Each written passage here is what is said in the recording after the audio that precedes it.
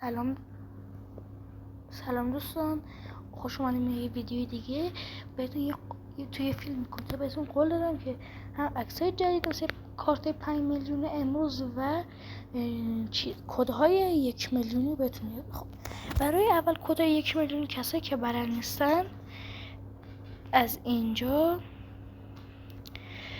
داخل این گزینه 3 بار کلیک میکنیم. 1 2 3.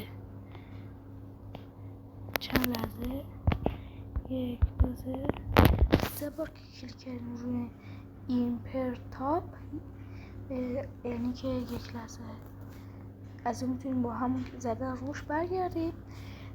نشون میده که چند بار میتونیم روی اینا بزنیم. الان من اینجا مثبت 9، اینجا مثبت 9.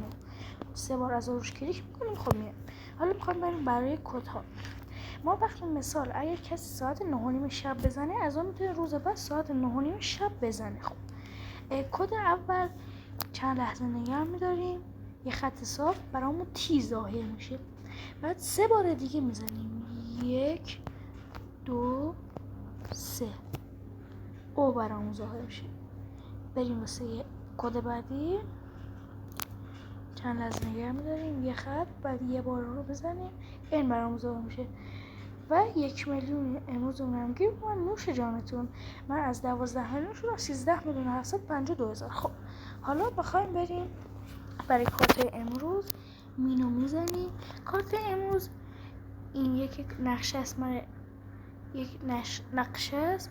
اینم یک علامت همستره که توپ داره میگیرم. اینم البته یک روحه که کلاه داره. امروز همه اینا گرفتم. 5 میلیون هم اگه گرفتیم نوش جانتون. خدا حافظ.